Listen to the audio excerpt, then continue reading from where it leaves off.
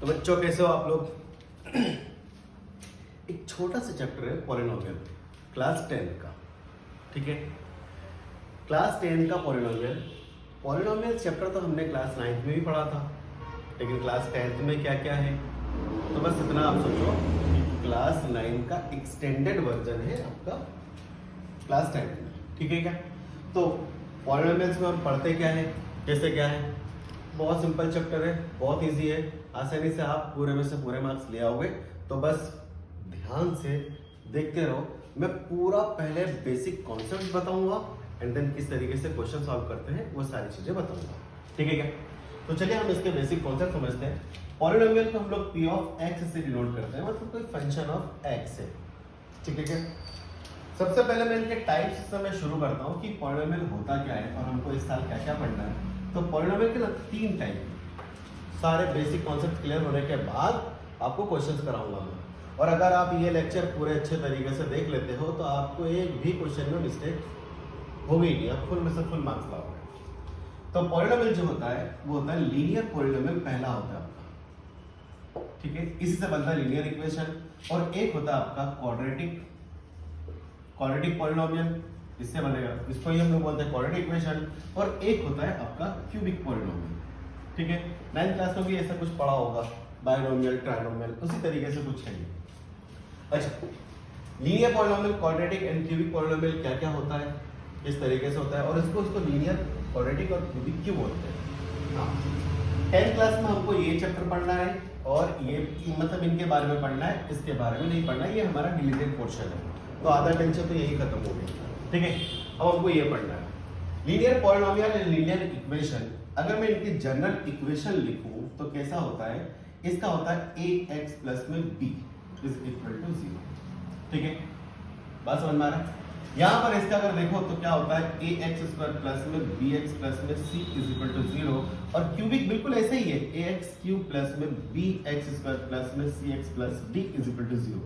इन तीनों में आपको एक फर्क नजर आ रहा होगा। यहाँ पर ए बी तो ठीक है, ए बी सी डी, यहाँ पर x और x की पावर में थोड़ा सा डिफरेंस बच्चों आपको दिख रहा होगा। वो डिफरेंस कैसे, यहाँ देखो, इन सब में अगर देखे जाए ना तो ए बी जो है ये सब A B C and D, इनको हम लोग बोलते हैं ऑर्बिटरी कांस्टेंट। यहाँ से शुरू करता हूं मैं, ए एंड बी जो है आपका ऑर्बिटरी कांस्टेंट बोलते हैं। ये कांस्टेंट है, वैल्यू है इसके आगे। कभी भी ये भी हो सकता है, पाई हो सकता है, 3 हो सकता है, 4 हो सकता है, 1 हो सकता है, -2 हो सकता है, कुछ भी हो सकता है, एटसेट्रा। ये आर्बिट्रेरी कांस्टेंट है। और x जो है यहाँ पर, x को हम लोग बोलते हैं वेरिएबल। अच्छा, वेरिएबल का मतलब होता है वो चीज जिसको हमको फाइंड आउट करना है, इसकी वैल्यू वेरी करती जाएगी। क्या आपको a b c और x का मतलब समझ में आया, वेरिएबल। और यहाँ पे जरूरी नहीं कि x ही हो, यहाँ पे y s t u v कुछ भी हो सकता है। बात समझ में आया? ठीक है, अब यहाँ पर देखो, लीनियर इक्वेशन बोलने से पहले इसका रीजन जो है क्यों बोलते हैं, यहाँ देखो, वेरिएबल की पावर देखो, क्या यहाँ पे 1 है, यहाँ पे वेरिएबल की पावर देखो 2 है, यहाँ पे वेरिएबल की एक्सपोनेंट देखो या पावर देखो, किसका 3 है। क्या बात समझ में आ रहा है? तो साफ साफ जाहिर है, अगर 1 है तो लीनियर, 2 है तो क्वाड्रेटिक और 3 है तो क्यूबिक। तो सीधी सीधी बात समझ में आ रहा है कि लीनियर या क्वाड्रेटिक या क्यूबिक है तो उसके पीछे कौन है जो बताता है इसको लीनियर और क्यूबिक और क्वाड्रेटिक हो, तो वो बताता है वेरिएबल की पावर। तो मैंने बोला कि अगर वेरिएबल की पावर अगर 1 है तो वो हो जाएगा आपका लीनियर, और वेरिएबल की पावर अगर 2 है x तो वो हो जाएगा आपका क्वाड्रेटिक, और अगर वेरिएबल की पावर आपका 3 है तो क्या हो जाएगा, वो क्यूबिक। तो क्या आपको ये बात समझ में आई? वेरिएबल टू द पावर से हमको ये चीज क्लियर हो गई कि हाँ, लीनियर इक्वेशन इस तरीके के होता है। अच्छा, अब एक एग्जांपल देके मैं बता रहा हूँ, एक एग्जांपल देके बता रहा हूँ कि क्या होता है। यहाँ पे एग्जांपल लेता हूँ मैं, तो जैसे 2x plus 4 is equal to 0 ले लिया मैंने, 2x minus 4 is equal to 0। ठीक है, लीनियर की बात कर रहा हूँ, है ना। इसको अगर मैं सॉल्व करता हूँ तो 2x equal to 4, x equal to कितना, 4/2 इज इक्वल टू 2 आता है। मेरे पास x की एक वैल्यू आ रही है, x की एक वैल्यू आ रही है। अच्छा चलो, अब यहाँ देखो, अगर मैं कोई क्वाड्रेटिक का एग्जांपल लेता हूँ तो मेरे पास क्या, x स्क्वायर प्लस का 7x प्लस का 10 इज इक्वल टू 0। ये लीनियर इक्वेशन, क्वाड्रेटिक इक्वेशन, ये बात समझ में आ रहा है। वेरिएबल के हाईएस्ट पावर कितना है, 2 है, तो ये क्वाड्रेटिक इक्वेशन होगा। अच्छा, ये भी हो सकता है x स्क्वायर माइनस में 9 इज इक्वल टू 0, ये भी क्वाड्रेटिक इक्वेशन है। क्यों? वेरिएबल के हाईएस्ट पावर 2 है। अच्छा ये भी हो सकता है T square minus 15 is equal to 0, ये भी क्या है मेरे पास क्वाड्रेटिक इक्वेशन है। आपको क्वाड्रेटिक इक्वेशन पहचानने के लिए सिर्फ और सिर्फ देखना है कि वहां पे वेरिएबल की पावर कितना है। वेरिएबल की पावर 2 है तो क्वाड्रेटिक इक्वेशन होगा, ठीक है। अच्छा ये जो मैंने यहाँ पे सॉल्व किया है इसको थोड़ा ध्यान देना, अभी मैं बहुत इंपॉर्टेंट बात करने वाला हूँ जिससे आपका पूरे टॉपिक के कॉन्सेप्ट सब क्लियर हो जाएंगे। इनको एग्जांपल में देखना है तो क्या होगा, एक्स क्यूब, चलो ऐसा ले लेते हैं एक्स स्क्वायर प्लस में 2x एक्स क्यूब प्लस में 2x स्क्वायर माइनस में 3x प्लस में 5 इक्वल टू 0, ठीक है। चलो एक बहुत इंपॉर्टेंट कॉन्सेप्ट बताने वाला हूँ, याद है लीनियर इक्वेशन, लीनियर पॉलिनोमियल। मैंने एक नॉर्मल से एग्जांपल लिया और नॉर्मल से एग्जांपल लेके जब मैंने इसको सॉल्व करा, x की वैल्यू फाइंड करी, वेरिएबल की वैल्यू फाइंड करी तो क्या आया, उधर गया ये 4 हो गया, नीचे आया 2, ये हो गया 2 आपका। बात समझ में आ रहा है? यहां पर वेरिएबल की हाईएस्ट पावर 1 था क्या? वेरिएबल का हाईएस्ट पावर अगर 1 है तो यहां पर x की भी वैल्यू 1 ही आया क्या, मतलब 2 आया क्या? 1। याद रखना अगर आपके पास एक वेरिएबल है तो एक सॉल्यूशन, सॉरी अगर यहां पर वेरिएबल की पावर 1 है तो एक ही सॉल्यूशन आएगा, और यहां पर तो वेरिएबल की पावर 2 है तो इसके 2 सॉल्यूशन आएंगे, मतलब इसके 2 आंसर आएंगे, और उन्हीं को हम एक को अल्फा बोलते हैं और एक को बीटा बोलते हैं। चलो मैं इसको सॉल्व करके दिखाता हूं कि सर ये क्या बोल रहा हूं, जितनी वेरिएबल की पावर उतने उसके आंसर, जितने वेरिएबल की पावर उतने उसके आंसर। बोले सर क्या बोल रहा हूं, समझाओ। यहां पर वेरिएबल के हाईएस्ट पावर 2 है तो इसके 2 आंसर आएंगे, एक को अल्फा बोलेंगे और एक को हम लोग क्या बोलेंगे, बीटा बोलेंगे। कैसे बोलेंगे अभी दिखाता हूं। इसको सॉल्व करते हैं तो आपको मालूम होगा कि फैक्टराइजेशन मेथड होता है, splitting the middle term. Splitting the middle term, वही मिडिल टर्म को स्प्लिट करना है, फर्स्ट एंड लास्ट को मल्टीपल करना है, ठीक है। अच्छा एक और चीज, हमको ये तो पढ़ना है ही नहीं, इसमें कितने आंसर आएंगे, कितने इसके सॉल्यूशन होंगे, और उसी सॉल्यूशंस को हम लोग जीरोस बोलेंगे अभी आगे चल के। तो इसके कितने होंगे, 3 हो जाएंगे, एक अल्फा, एक बीटा और एक गामा। एक बात क्लियर कर लो, क्लियर करते चलो। देखो वेरिएबल के हाईएस्ट पावर 1 तो एक सॉल्यूशन, वेरिएबल के हाईएस्ट पावर 2 तो 2 सॉल्यूशन, मतलब 2 आंसर, वेरिएबल के हाईएस्ट पावर 3 तो 3 सॉल्यूशन। ये क्वेश्चन कई बार पूछा है, ठीक है बच्चों। तो चलो हम आगे बढ़ते हैं, इसको तो हमें पढ़ना नहीं है। अब फैक्टराइजेशन मेथड किस तरीके से करते हैं और कैसे सॉल्व करते हैं मैं आपको बताता हूं। अच्छा इनका भी ग्राफ भी करना है हमको। अब देखो ध्यान से, मेरे पास यही वाला इक्वेशन है, एक्स स्क्वायर प्लस में 7x plus 10 is equal to 0। अब मुझे इसको splitting the middle term factorisation से सॉल्व करना है। सिंपल सा मेथड है, बच्चे शुरू से सीखते रहते हैं 8वीं 9वीं से। अब देखो क्या करना है, इनको पहले मल्टीपल करो तो क्या हो गया, 1 into 10, 1 into 10, कुल मिला के कितना आया, 10 आया साइन के साथ। अब इसको 2 फैक्टर में मेरे को डिवाइड करना है, और दोनों फैक्टर में ऐसा हो, चलो मान लेता हूं a और b, 2 फैक्टर में डिवाइड करना, 2 फैक्टर में बांटना इसको। उन दोनों को मल्टीपल करो तो कितना आना चाहिए, प्लस का 10, और ऐड या सब्ट्रैक्ट करो तो कितना आना चाहिए, प्लस का 7। तो सिंपल सी बात है, a प्लस b करो तो कितना आना चाहिए 7, और a इंटू b करो तो कितना आना चाहिए मुझे, a इंटू b करो तो कितना आना चाहिए 10। सिंपल सी बात है, ये फैक्टर बन जाएगा 2 और ये फैक्टर बन जाएगा 5। समझ में आ गया क्या? देखो 2 प्लस 5 7 हो गया, और 2 इंटू 5 क्या हो गया, 10 हो गया। तो मैं इसको ऐसा लिख सकता हूँ, एक्स स्क्वायर प्लस में 2x प्लस का 5x plus 10 is equal to 0। समझ में आ रहा है? अब इनमें से कॉमन लेते, x कॉमन ले लिया तो क्या आया, x प्लस 2, और यहाँ से 5 कॉमन ले लूंगा तो क्या आ जाएगा, x प्लस 2 5 जा 10। अब x प्लस 2 अगर मैं कॉमन ले लेता हूँ दोनों से तो क्या बचेगा, x plus 5 is equal to 0। अब देखो इधर x प्लस 2 एक बार 0 हो जाएगा, एक बार x plus 5 is equal to 0 हो जाएगा। इतनी बात क्लियर है? अब बराबर को उधर लेके जाएंगे तो x बराबर -2 हो जाएगा, x बराबर -5 हो जाएगा। मैंने कहा था ना कि अगर x की हाईएस्ट पावर 2 है तो 2 आंसर आएंगे, ये रहा एक आंसर और एक रहा ए आंसर। इसको हम लोग एक को बोलते हैं अल्फा और एक को बोलते हैं बीटा। ये क्या हो गया, ये इसके सॉल्यूशन हो गए, और इन्हीं को हम लोग बोलते हैं जीरोस ऑफ पॉलिनोमियल। अब जीरोस ऑफ पॉलिनोमियल जीरोस क्यों बोलते हैं, इसके पीछे का रीजन भी मैं आपको आगे की क्लास में बताऊंगा। अब थोड़ा सा हम ग्राफिकल बात कर रहे हैं। क्यों बात कर रहे हैं कि एनसीईआरटी में जो सर 7 से 8 पेजेस है, उसमें शुरू में क्या क्या लिखा हुआ है। पहली बात तो ये सारी चीजें लिखा हुआ है, और इसका ग्राफ बताता हूं पहले, फिर उसके बाद जीरोस और कोफिशिएंट ऑफ पॉलिनोमियल में क्या रिलेशन है, वो सारी चीजें मैं आपको बताऊंगा। तो चलिए देखते हैं आगे। इसको मैं हटा देता हूं थोड़ा सा,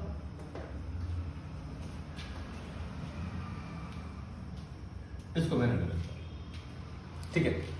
अब देखो बच्चों, मेरे पास तो दो इक्वेशंस की बात करनी है, एक किसकी बात करनी है, लीनियर की बात करनी है और एक क्वाड्रेटिक की बात करनी है, क्वाड्रेटिक इक्वेशन की बात करनी है।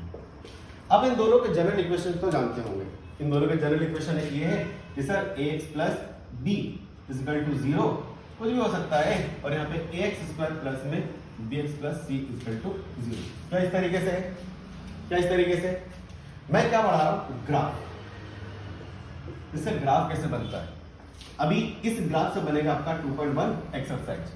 2.1 एक्सरसाइज बहुत सिंपल है, सुनना मेरी बात। एक चीज याद रखना कि यहाँ पे दो आंसर आए ना, हाईएस्ट पावर कितने थे, दो, तो दो आंसर आए। यहाँ पे हाईएस्ट पावर एक था तो एक आंसर आया। अभी सॉल्व करके बताया था मैंने आपको, वीडियो पीछे करके देख सकते हो। देखो एग्जांपल ले लेता हूं मैं कि x plus X minus 2 is equal to 0। ठीक है, कोई भी लीनियर इक्वेशन हो, कभी कभी तो ऐसा भी लिखा रहता है x minus Y is equal to 5। ठीक है, और मैंने यहाँ पे ले लिया एक्स स्क्वायर प्लस में 2x plus 3 is equal to 0 minus 2x plus 3 is equal to 0। ठीक है, ये इस तरीके से मेरे पास इक्वेशन।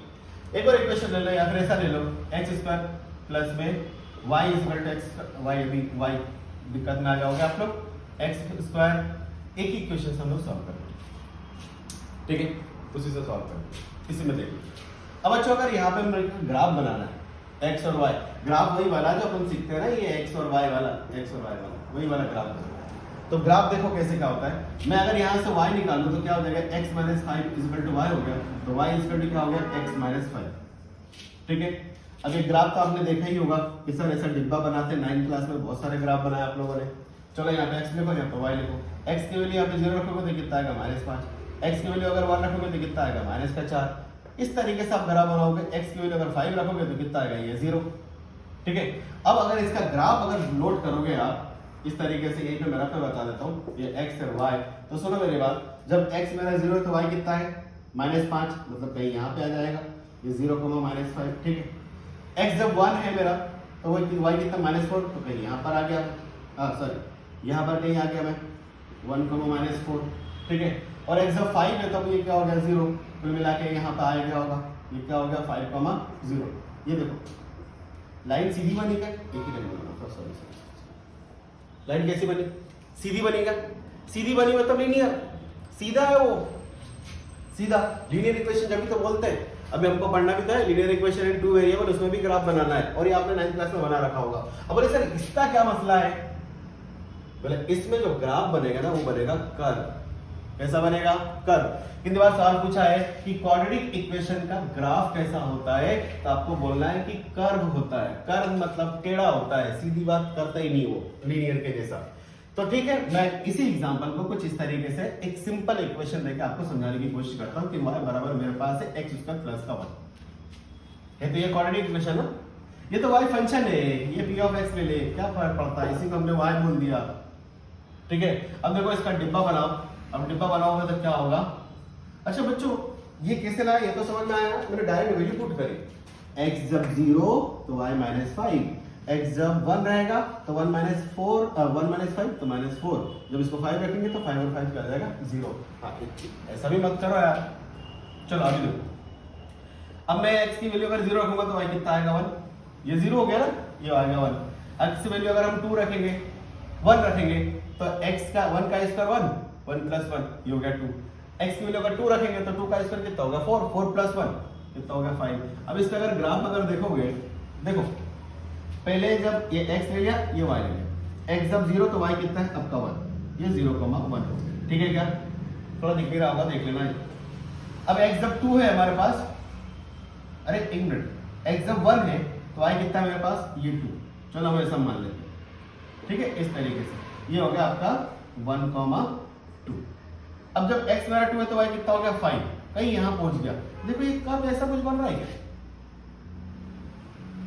ध्यान से देखो, ये है आपका 1, ये आपका 2 है, और यहाँ पे 1 2 3 4 5 इस तरीके से चल रहा है। जब x 0 तो y कितना है आपका 1 है, और जब x 1 है तो y कितना है आपका ये 2 है और x जब 2 है तो y कितना है 5 है, एक्सपोनेंटली बढ़ रहा है क्या, तो यहाँ पर ये इसको मिलाएंगे तो ऐसा कर्व आएगा। तो याद रखना क्वाड्रेटिक इक्वेशन का जो ग्राफ होता है वो कर्व होता है। अगर आप एनसीईआरटी उठा के देखोगे तो एनसीईआरटी उठा के देखोगे तो आपको इस तरीके से बहुत सारे कर्व मिलेंगे, ये ऐसे आड़े, ये ऐसे टेढ़े, ये आड़े टेढ़े का काम करते रहते हैं ये लोग। तो बात समझ में आ रही है आपको, ठीक है। ये कर्व इस तरीके से बनता है। अच्छा अब देखो कर्व इस तरीके से बनता है तो हमारे पास एक 2.1 एक्सरसाइज है। अब मैं यहाँ पे थोड़ा एक्सरसाइज के बारे में बात कर लेता हूँ। अब एक्सरसाइज जो है ना 2.1 ये क्या कहता है, आपको एक ग्राफ देके रखा है, इस तरीके से ग्राफ देके रखा है। एनसीईआरटी जब खोल कर देखोगे तो एक ग्राफ ऐसा है, एक ग्राफ बिल्कुल इस तरीके से होगा, एक ग्राफ आपका इस तरीके से होगा या टच कर रहा होगा, एक ग्राफ आपका ये बिल्कुल ऐसा होगा और बोलेगा कि यार इसमें कितने नंबर ऑफ जीरोज है, कितने नंबर ऑफ जीरोज है। जीरोज वही जो भी हमने अल्फा और बीटा निकाला था। तो आपको एक सिंपल सा कॉन्सेप्ट याद रखना है, 2.1 एक्सरसाइज एक सिंपल से कॉन्सेप्ट में कंप्लीट हो जाएगा। सिर्फ इतना है कि ये जो लाइन है, लाइन जितनी बार एक्स एक्सिस में कटेगा उसके उतने ही आंसर होंगे। तो मेरी बात से सहमत हो आप लोग यार बच्चों? देखो एक्स एक्सिस में वो कर्व जितनी बार कटेगा या टच करेगा, कटेगा उतने उसके जीरोज होंगे। तो यहां पर अगर हम देखें कि नंबर ऑफ जीरोज क्या होगा सर, तो नंबर ऑफ जीरोज देखो यहां पर कोई एक्स एक्सिस से कट रहा है क्या? नहीं, जीरोज है ही नहीं, नो, एक भी नहीं, एक भी जीरोज नहीं है, ठीक है। अच्छा अब इसको देखो, एक्स एक्सिस में दो जगह कट रहा है क्या? दो जगह कट रहा है, तो इसमें जो नंबर ऑफ जीरोज होंगे वो नंबर ऑफ जीरोज कितने होंगे आपके? 2 होंगे। क्यों? एक इधर एक इधर। अच्छा ध्यान रखना, 2 जीरोज होंगे, इधर वाला एक्स पॉजिटिव इधर वाला एक्स नेगेटिव, तो एक पॉजिटिव होगा एक नेगेटिव होगा, आ सकता है यार, इसमें कौन सी बड़ी बात है। इसमें देखो यहाँ पे कट रहा है और यहाँ पे टच कर रहा है, अरे यार यहाँ पर देखो ना, यहाँ पे टच कर रहा है एक और एक, ये 2 जीरोज, हाँ ये जीरोज ही है, ये जीरोज ही है, टच कर रहा है तो भी जीरोज में काउंट करना है। इसमें 1 2 3 4 कितने हैं? 4, इसमें कितने हैं? 2। क्या ये बात समझ में आया? 2 पॉइंट एक्सरसाइज तो यूं ही खत्म हो जाएगा। अब बचता है सबसे most important topic, relation between coefficient of zeros and relation between zeros and coefficients of polynomial, ठीक है, बहुत इंपॉर्टेंट है और सारे सवाल वहीं से आएंगे। अगर बच्चों आपको ये अच्छा लगा तो अगली वीडियो में आपको सारी चीजें बता रहा हूं।